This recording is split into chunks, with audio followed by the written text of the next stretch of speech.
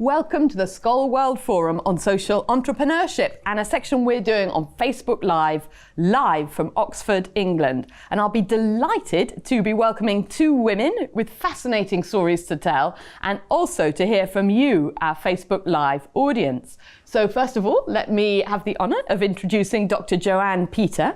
You're a Director of Social Innovation at the Johnson & Johnson's Global Community Impact Team. A big word, and we'll unpick that a bit later.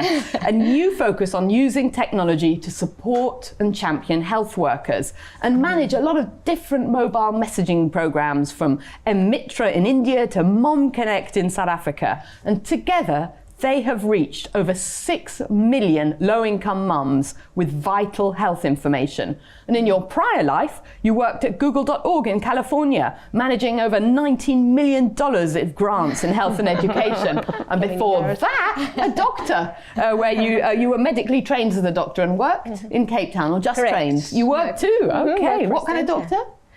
Well, just a general practitioner at that point, yeah. Okay, fantastic. My second guest, Luiza Serpa from Brazil.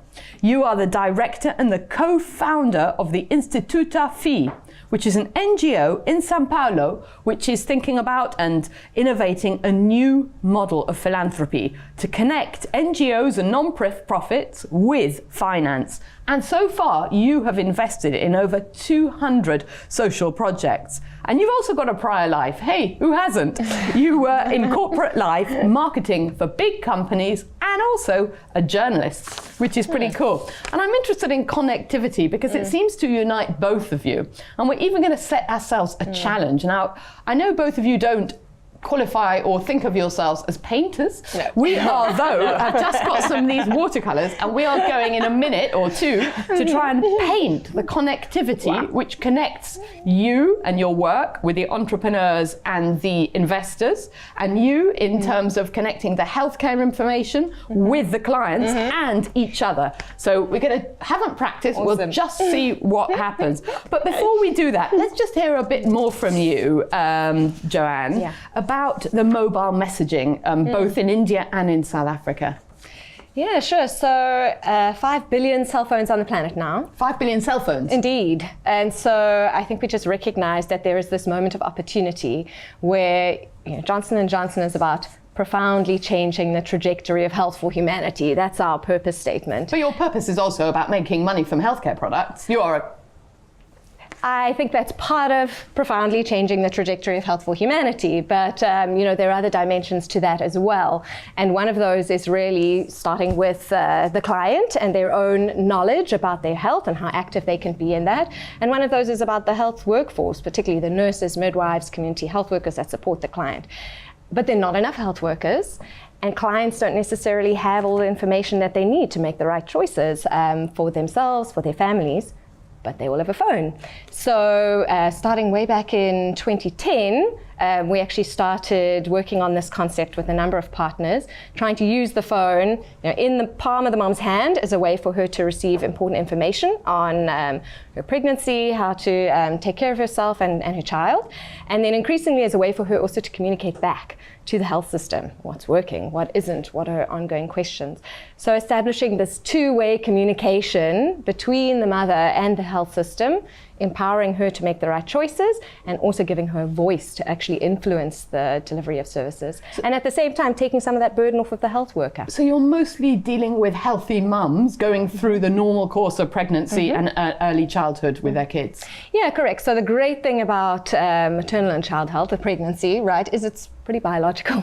So actually across the world, the process is quite similar. As long as you know when a mom is going to deliver, you know a lot about what she's experiencing at a point in time. So you can make it a very personalized journey for her, but it's personalized at scale. And how do you deal with the challenge? Because even though, being pregnant and giving birth is a very healthy process in most cases, it's also quite a complicated process. And the information that you can have, especially in areas where people have to pay for data on their mobile smartphones, how do you balance those two needs? So the first thing to note with these programs is these are not smartphone programs. They actually, back in 2010 when we started this, most of the moms did not have access to smartphones. So they used things like SMS, they used things like voice messaging, because in some places you have literacy issues. issues, to make sure that really universally accessible. Now the world is changing because around 50% or more of the mums starting to have smartphones. So something like WhatsApp is really opening up as an opportunity, as a way to reach mums. It's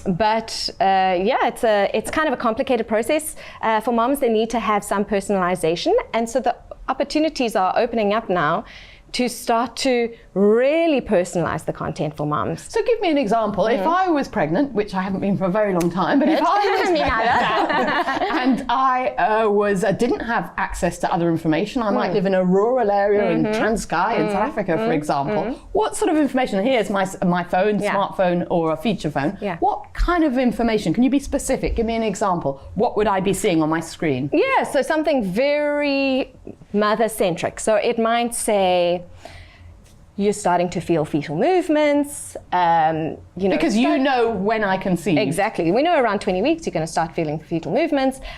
Start to take note of your child's routines in the day. They're going to wake up at a certain time. They're going to go to sleep at a certain time, and you can start to observe those. Maybe they'll jump when you get into the bath and there's a change in temperature. So you're not scaring the mom. You're not saying, you need a fetal movement calculator, count the kicks in a way that's very scary. You're saying get in touch with your body, get in touch with your baby, very, very centered around the mom, but yet actually giving her something very practical to do. It's possible to make questions in the app? Well, yes. So these days, what's amazing is that there are increasingly two ways. So you can ask a question back. There's a help desk, but I'm specifically talking about Mom Connect in South Africa. There's a help desk with some trained health workers. And what's very cool about it is, so there are about 1 million mothers on the service. Wow. So it's a huge number, and there are 4 health workers that are manning that help desk. But we're using all sorts of natural language processing and artificial intelligence in order to actually automatically figure out, is this a question, is this a complaint, surface the right answers to make it easier for those help desk staff to respond. So a great blend between kind of a very accessible solution for moms and yet some very high-tech stuff happening in the background. Fantastic, thank you. Luiza, let me turn to you and find out more about your connectivity and how does Instituto Phi work? We work in São Paulo and Rio. We born in Rio. And it's a non-profit organization, and we connect and we make match with donors and social projects and try to understand what the cause of the donor, and after that we show the projects. It's not the other fundraising, like I'm fundraising for a non-profit organization. I try to understand what's the cause of the donor. Okay, so what they really care about. They really care. And after that, we give money for this project. And after that, we monitor all the donation and try to be more trust in this relationship. So it's really about the relationship rather than about a particular project. And you trust that the NGO or non-profit that you find has got the same purpose, which is at the heart of the donor. Exactly. And what kind of issues, what kind of questions are people most interested in now? What do donors want to donate for in São Paulo? In Brazil in general, education, health and education, because we have a huge inequality in Brazil. So we try to narrow the social gap. So education and health, it's an emergency in Brazil. And do you find sometimes that the NGOs that come to you are coming up with ideas which aren't particularly attractive to donors, and you have to help donors go on a journey in order to change their minds and open up possibilities, accelerate possibilities? Not yet. I think we are very young in this issue in Brazil. We don't have a culture of donation, so getting people to donate at all is the challenge at the moment. Yeah, it's the first step because we are in a difficult moment, political moment in Brazil. So trust, it's our challenge. Yeah. What do you mean, most trust? of your donors? Sorry to interrupt you. Who are most of your donors? Individuals. Oh, okay. And high potential individuals and companies too. Yeah. And what's their motivation? I think to be part of something and try to understand how to fix everything in the world, because we have a different words in the same city. It's very close. The poor and rich, they live together, but they don't connect. Not connect. Like South Africa too, where I'm from. Should we have a go doing a picture here? Let's just what colour would you like? I think I might go for blue. All right. Okay. Well, So we're going to be drawing connectivity between donors and NGOs and between healthcare information and mums. Okay. So ready, steady, go. Let's see what happens. We'll do it for about a minute or so. Together? Yeah, we'll just go for it.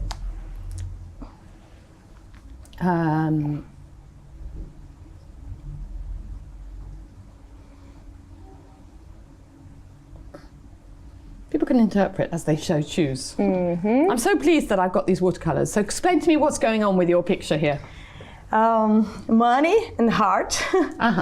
And I think what happened is in this relationship is the connecting of eyes. When I trust in something or my propose, it's the same of the other. We connect. And what's going on in your picture? Well, so far I've got a bit of a Wi-Fi thing going on here. Okay. This was supposed to be a pregnant belly. Not sure if that's I've got translating. another baby. Oh, I see. I've got another pregnancy over here that I'm a slightly over-pregnant lady. And we had a bit of a stylized cell phone. Oh, that's a cell phone. Okay, let's... Nice, add to that. I like it. Yeah. Okay. And for me, the Let's do smartphone is some- a good way to connect to. I was going to say we need some connection. That's true. Yeah. Between trust, because in a way, the trust question of eyes is a really good. I'm going to accentuate that because you also need your mums to trust this information. Yeah, Oh, it's the same. 100%. And how do you create that trust? There we go. I'm using eyes as a trust thing. Yeah. How do you get mums to trust this information which appears on a phone? It's about the emotional connection. So it's about, as I mentioned, speaking to the mom as a human being, not giving her information that scares her, giving her something that surprises and delights But her. how does she know? Because of course, there's in the era of fake news. There's fake news not just about politics. There's fake news about health information. Yeah, no, it's true. So we found it's really important for the mom to be introduced to the service through a human being. Yeah. So through a health worker at the facility, through a community health worker, and then we've actually asked. It was really interesting. We asked one of the health workers who mans the help desk, who do the moms think that the messages are coming from? And they think they're coming from one of the nurses that they met at the clinic, or they think it's coming from the person that first registered them to the service. That's the voice they're hearing in their head. So that first human introduction is critical, and kind of interplay between the face-to-face interaction and then this ongoing virtual conversation that's and happening. their healthcare workers, are they aware of this information so that they can work in a symbiotic way? Yeah, absolutely. Yeah. So they are the ones who are first registering mums to the service. And then oftentimes they're the ones who will be fielding questions face-to-face. And we certainly hope that the help desk is taking a lot of the burden of counselling and support off of the health workers so that their face-to-face consultations can actually be that much richer and more meaningful because moms are coming in with Are a you lot more evaluating information. that? Indeed we are, yeah. And any results as yet? Well, so where we have some pretty good data is that in fact the programs are actually increasing the mom's knowledge and changing their behavior. The whole perspective of the health worker and how it is actually making their lives better is kind of a new era of research. Yeah. And I guess you're also looking for behaviour change because you want to change the behaviour of people who previously haven't funded or haven't given.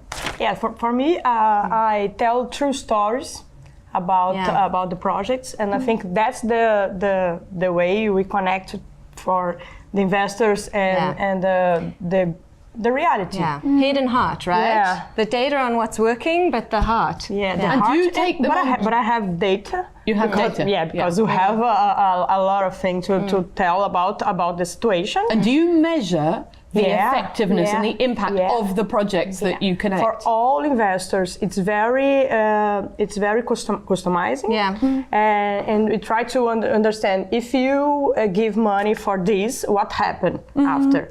all the projects we measure. How do you deal with the challenge that most people who want to fund something very specific? They don't really want to fund the core cost of a business or operation, which needs to be funded. They want to do the fancy stuff, which looks good, which they feel, oh, I've helped this child go to school in a way they wouldn't have normally. Yeah, that's a big challenge. But we trust if you have a good team in a project, you can have a good results.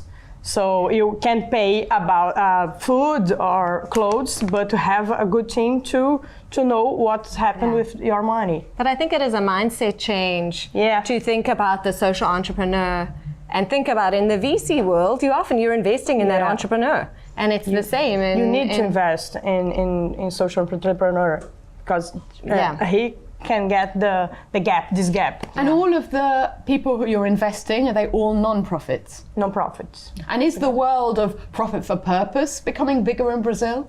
Yeah, very big. Yeah. We have 6,000 organizations, social organizations, and now we have a social business too. So we have a lot of things to do in this way. Yeah, that's fascinating. I'm so grateful for both of you coming together and finding connections and for having a bit of fun with a bit of a painting. So thank you so very much, Joanne Peter and Luiza Serpa.